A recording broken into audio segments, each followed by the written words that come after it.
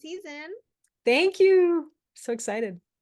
You're welcome. So, for both of you at your end, what can you share about what people are going to be watching for this new season? Oh boy, so much. There are so many exciting new surprises and adventures and stories coming up in season two.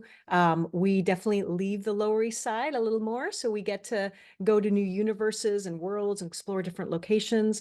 And whereas in the first season, Lunella was learning how to step into her power and gain confidence in her superpowers. In the second season, she is a full-on superhero battling giant interdimensional beings.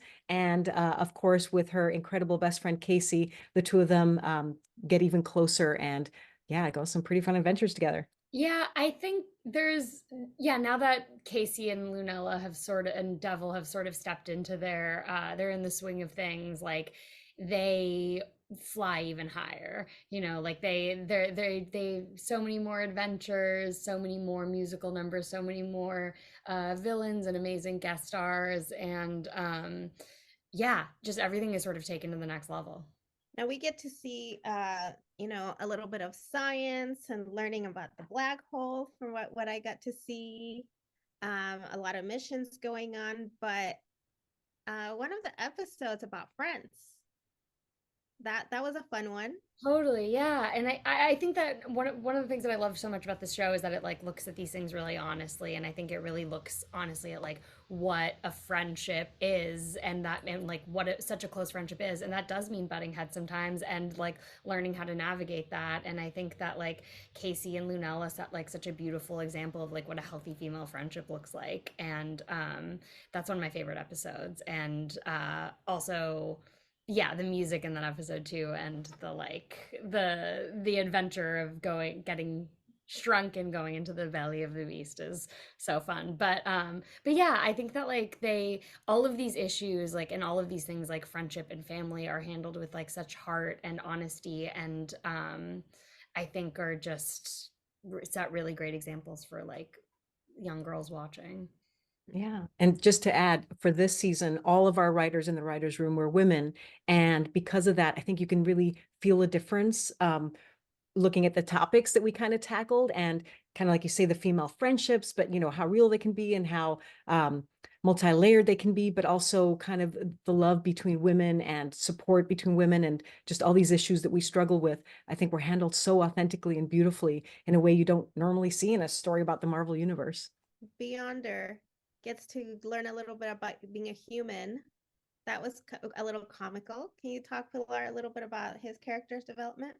Yeah, well, for Beyonder, who's of course voiced by our executive producer, Lawrence Fishburne, we wanted to give him a really big arc. And in season one, towards the end, he was just this huge, omnipotent figure. So for us to continue his arc, we thought, well, why not take all his powers away? And what happens when this giant, unstoppable, omnipotent figure can, suddenly just becomes human like one of us, and the humor in that, and just pulling him down to Lunella's level. So yeah, we get to explore that, in season two, and kind of more parts of the Beyonder, who, of course, like I say, Lawrence Fishburne, like who wouldn't want to use every part of him as far as like humor and like emotion.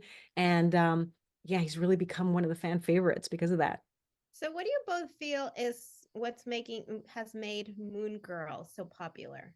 Sure. Yeah, I think that I think that there's so much. I think that it is such a it's like an open heart, the show. It in every way. Like I think that the writing it takes things on very like sincerely and articulates very real human experiences and issues in like a really beautiful and like entertaining way. And I think like the relationships are very real, and I think that like I don't know, all of the actors, and like not I'm not I was like not just talking, not like, and I'm so good.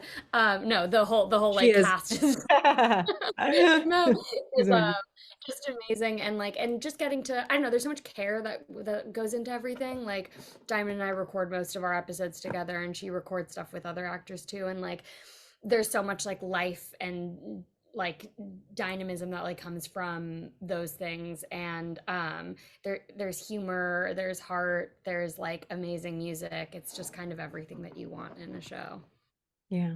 And I think a big part of the magic too is, besides what you see on screen, the reason you see all of those layers that Libe was talking about on screen is because our team itself is very diverse. And when we got this responsibility of telling the story about this little African-American teen girl in the Marvel universe, our team was so excited to be a part of that. And because we're such a diverse team, you can really feel the love and passion and just the extra leveling up that every artist put into the show. So at least for me, when I watch it, I can just see all these little details and little surprises, and a lot of our artists integrated their own personal like loves or family or names into it. So it feels so real. You know, it feels emotional in a way you don't always see in animated programs.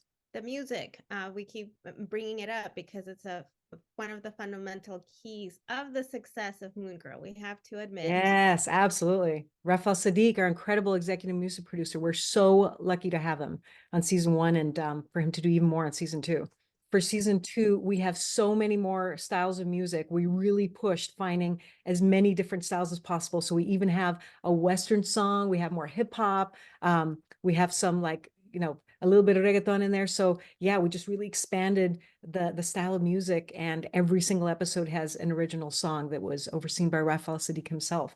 So yeah, pretty lucky. Was there a favorite from season 1 of yours? My favorite is Where You Come From, the opening pilot song, because it just stated the theme of the show, and it was just so emotional to know that you can be a superhero, but you can be a superhero in your own backyard, to your own community. That's the true definition of what a hero is. And yeah, to start there in our show, and then for Lunella to always come back, it's just, yeah, for a lot of us, we felt really emotional hearing it, and still do.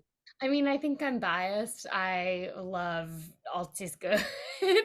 The song that Casey sings at her bat mitzvah. Yeah, I think it was like such a I'm like, I don't think that there is another song like it. I truly don't think there is. And it was so fun to sing. And then seeing it come together with the animation was just like, I'm constantly blown away. I really like Friends.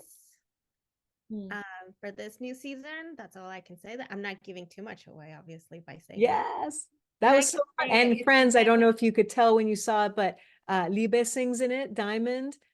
So yeah, we have our own cast singing in it, which yeah, made it extra special. yeah. I mean, I like that.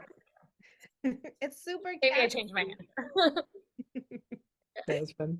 It's one that gets stuck in your head, right? It's a total Yeah. earworm. Yes, Yeah, that definitely. one and the theme can just like play in my head on repeat for if I just think of the song, it's just on loop for a while. Absolutely. Well, thank you so much both for your time. And people are going to be watching February 2nd, right? And then the next day, all the episodes. Yes, 14 of the episodes drop the next day on Disney Plus. Okay, great. Well, Yeah. I'm pretty sure anticipating watching. Thank you. I hope so. We're very excited. Thanks so much, Hannah. Of course. Thank you. Good one. Thank you.